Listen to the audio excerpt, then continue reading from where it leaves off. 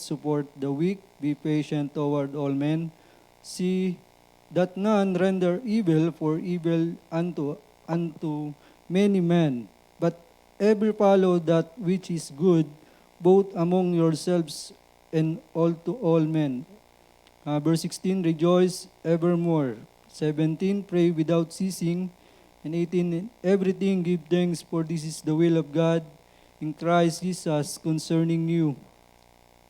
Quench not the spirit, despise not prophesyings, prove all things, hold fast that which is good, abstain from all appearance of evil, and every God of peace sanctify you wholly, and I pray God, whole spirit and soul and body preserve blameless unto the coming of the Lord Jesus Christ. Verse 24, faithful is he that calleth you, who also will do it. Tayo po ay manalangin. Ama namin Diyos na nasa langit, kami po nagpapasalamat sa inyo sa kabutihan at pagpapala na ibigay niyo sa amin sa buong taon.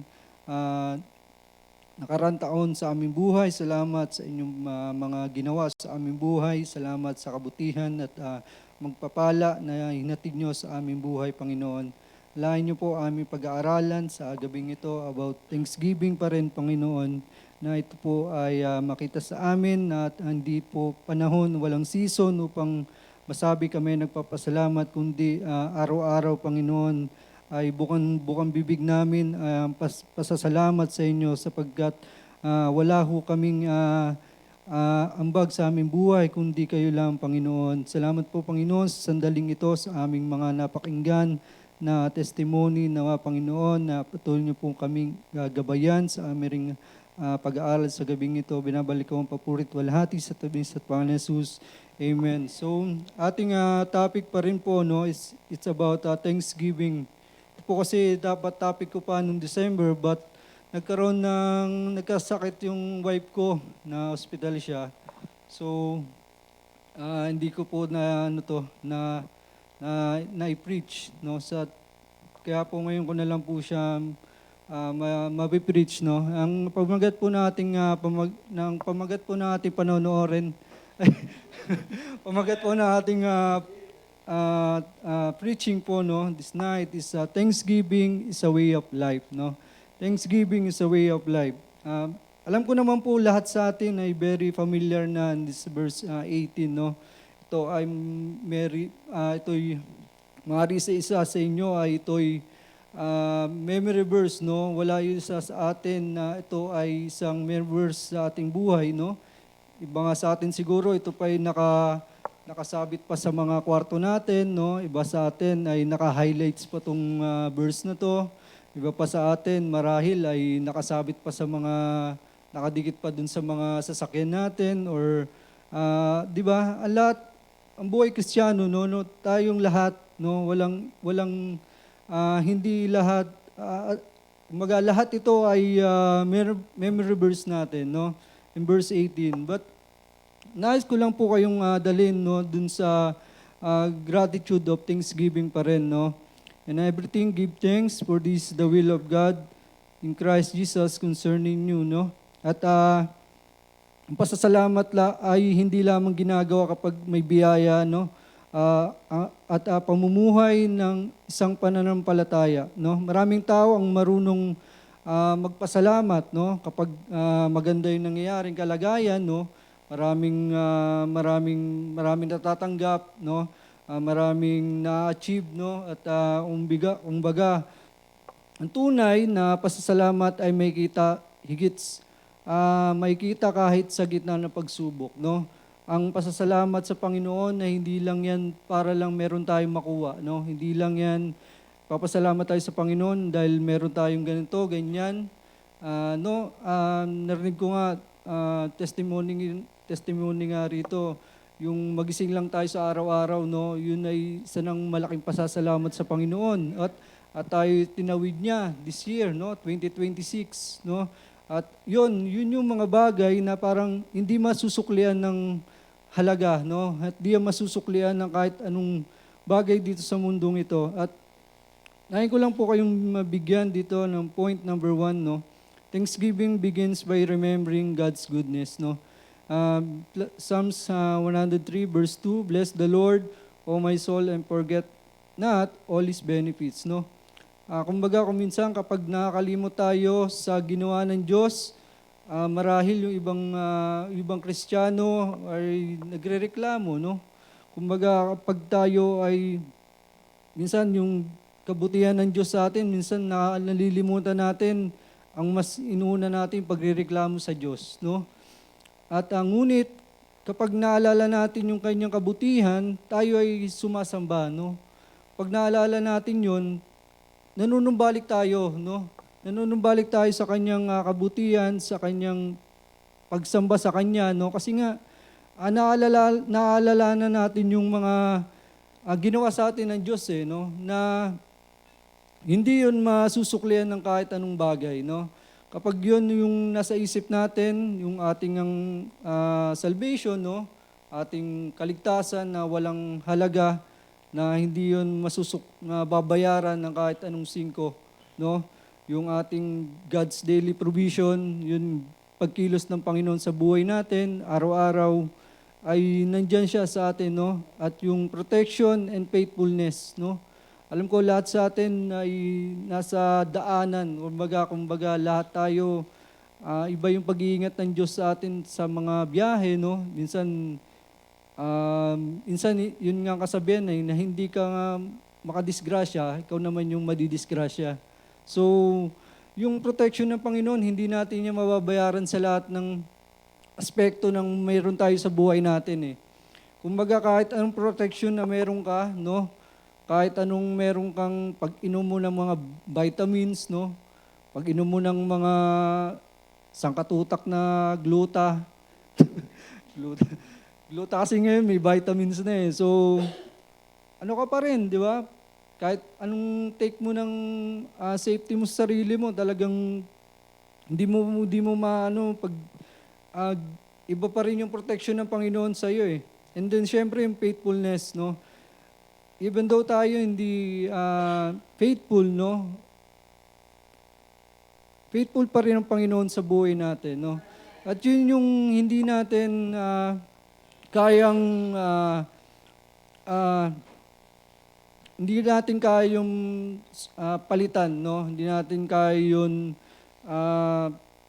parang higitan na sa faithfulness na binigay ng Diyos sa atin past years sa ating buhay, no? At even though na lahat minsan sa atin nakakalimot, no? Even though sa atin iba ay dumalayo sa Panginoon, but still yung faithfulness ng Panginoon nandun pa rin sa atin, eh.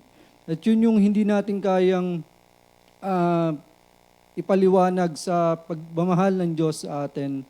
And then dito nga sa Lamentation chapter 3:22, no? And 23, it is of the Lord's mercy that we are not consumed, no?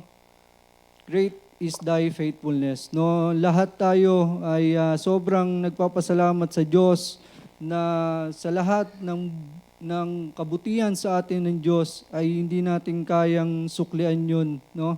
Araw-araw, ginigising niya tayo, binibigyan niya tayo ng bagong lakas, no? At everything na ginagawa natin sa buhay natin sa araw-araw, yun yung tulong ng Panginoon sa atin, eh. No? Bawat umaga, no, na ginigising pa tayo ng Diyos. No, hindi ka na nga ginigising ng asawa mo, eh. Yung Diyos na. Yung Diyos na. So talagang napakalaking pasasalamat sa Panginoon, no. At hindi lang naman ito yung dahil kasi this month of December na ito kasi yung topic, Thanksgiving. No. Bilang Kristiyano, no, bilang tagasunod ng Diyos, bilang napakalaking tulong ng Diyos sa atin, dapat sa araw-araw, lagi tayo nagpapasalamat sa Panginoon, no? Hindi lang porket ito kasi season ng Thanksgiving, no? Hindi lang kasi ito yung month, ito lang kasi yung tinapik na pastor, Thanksgiving. So dito lang tayo papasalamat. No, hindi, mga kapatid. Kung tayo tunay na anak ng Diyos, no? Kung tayo umaasa sa Panginoon, yung pasasalamat natin sa Diyos, hindi yan natatapos, no? Hanggat binubuhay tayo ng Diyos sa bundong ito, no? araw-araw tayong papasalamat sa Kanya, no? And point number 2, thanksgiving is the will of God, no? Yun nga sa ating text, no? Sa 1 Thessalonians 5:18, in everything give thanks, no? At ang pasasalamat ay kalooban ng Diyos, no? Sa lahat ng aspekto ng buhay natin ay wala tayong dapat hindi ipagpasalamat sa Diyos, no?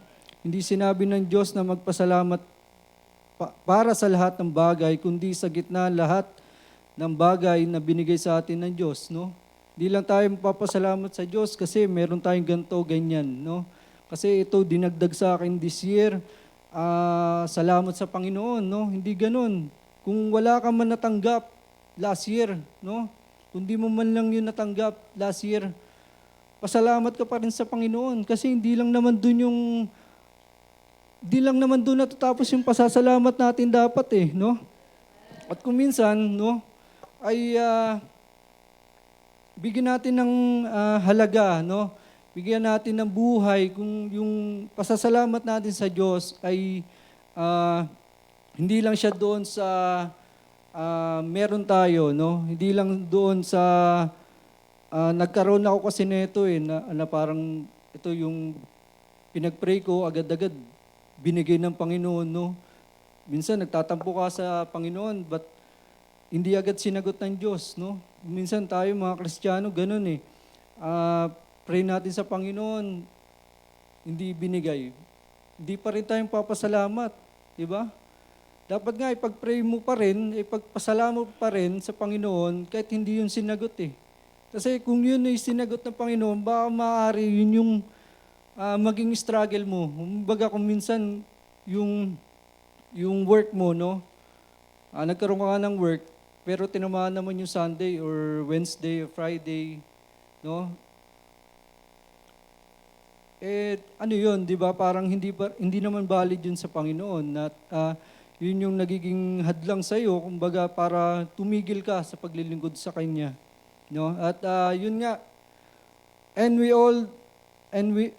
we know that all things work together for good, no? Yun nga sa Romans 8:28, no? Ano man yan, ito ba ay kabubuti or hindi? Pasalamat tayo sa Panginoon, no?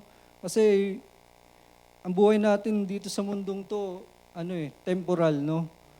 Temporal. At this coming 2026, no? Jesus is coming. So parang nakakatakot, di ba?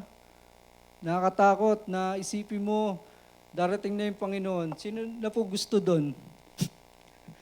Mauna na po kayo.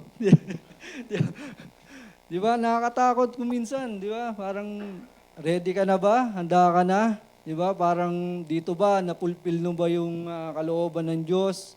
Kumbaga, isipin natin, di ba? Pero still, yung pag-ibig ng Diyos sa atin, yung buhay natin dapat dito maging pasalamat sa Panginoon na tayo niya ginagamit pa rin, no, sa kanyang gawain, no?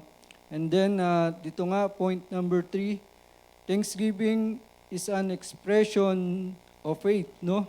Habakkuk 3:17 and 18, although the fig tree shall not blossom, yet I will rejoice in the Lord, no?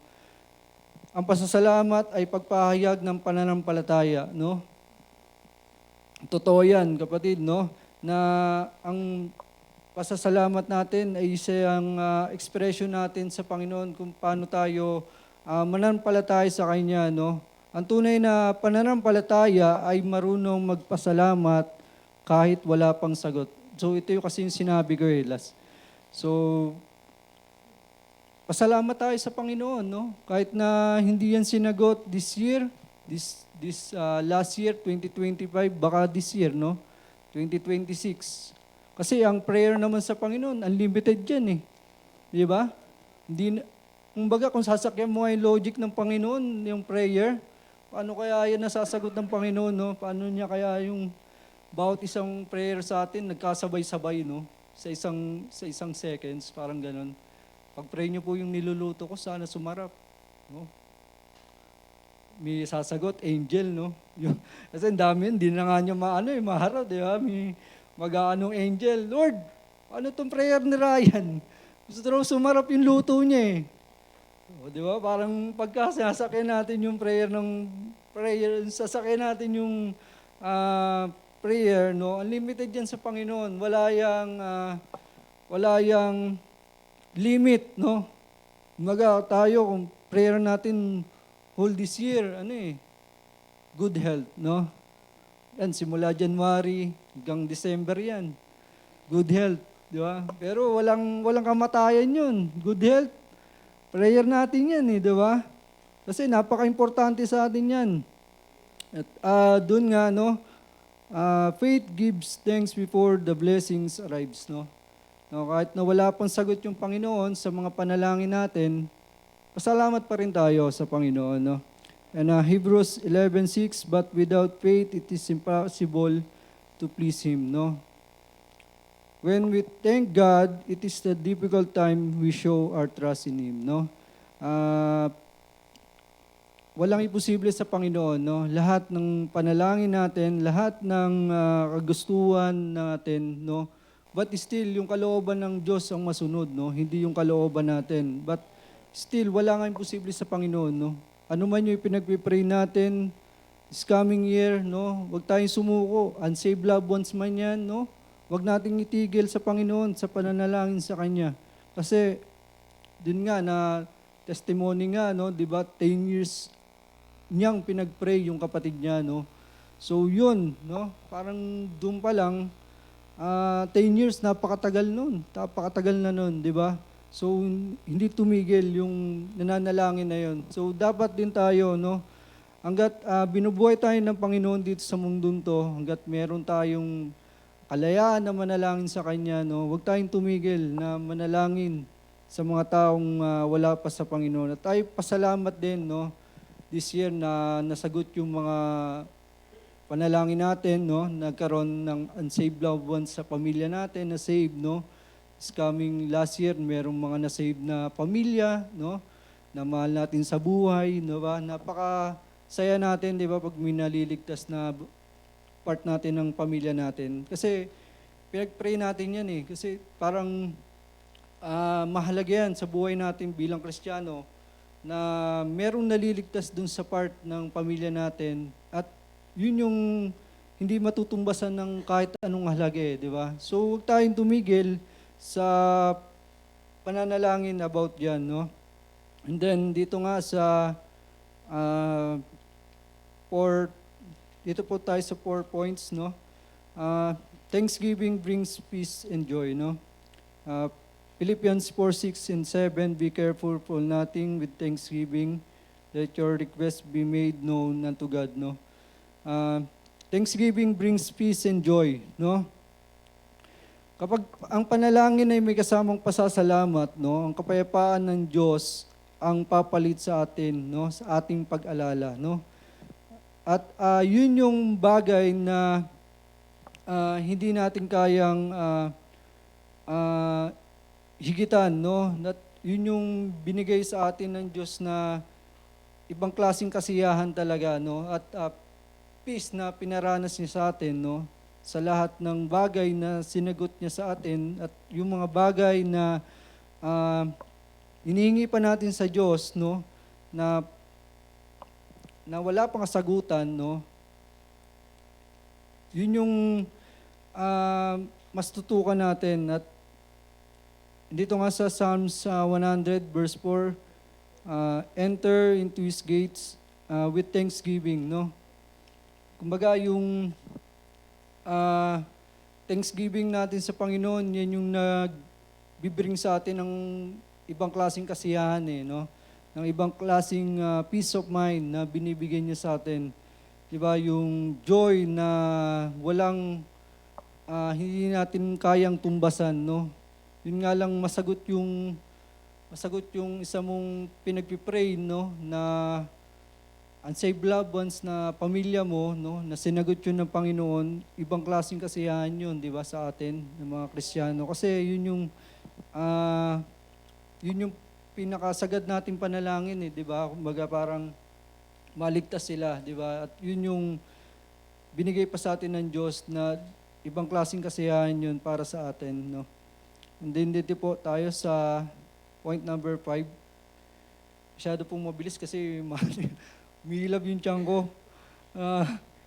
Ah, Thanksgiving must be lived out, no?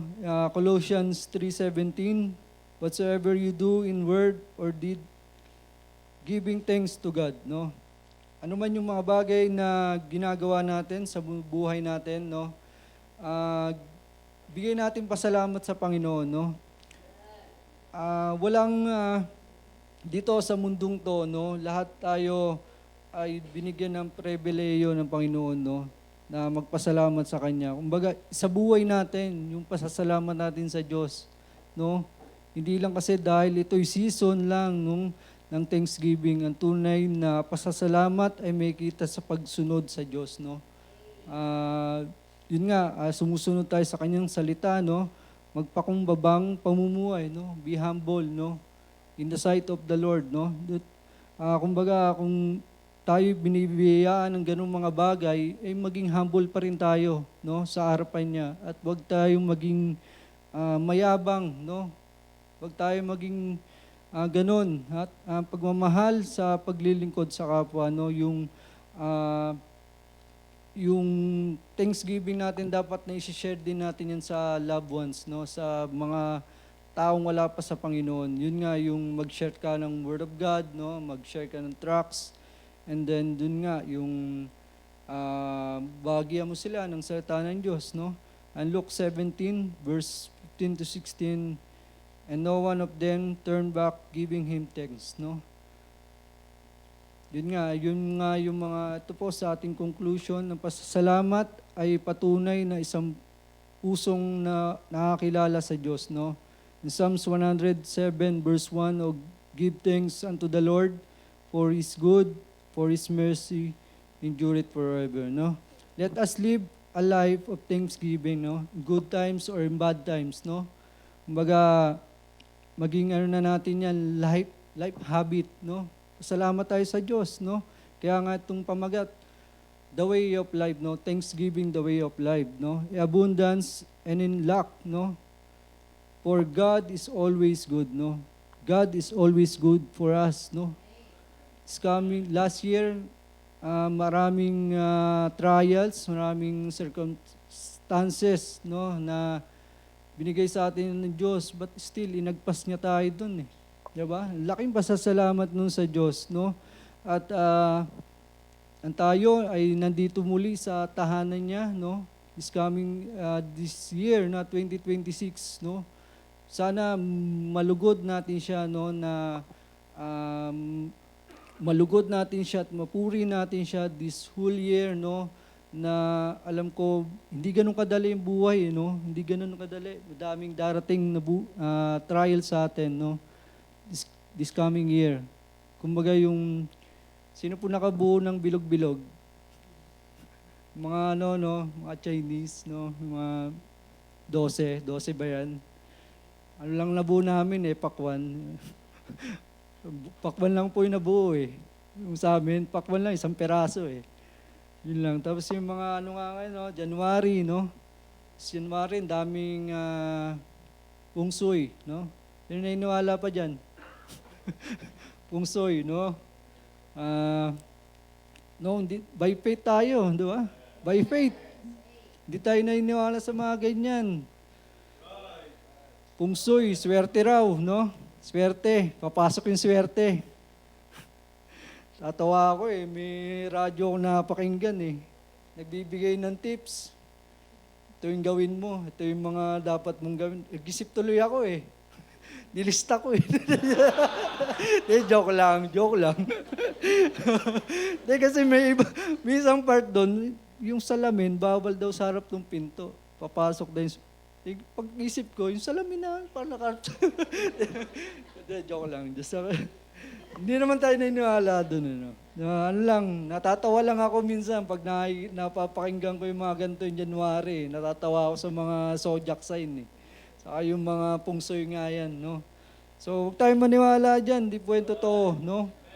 Ang tunay na Kristiyano, yan ay lumalakad sa pananampalataya sa Panginoon. Yun lang po. Magandang gabi po sa bawat isa.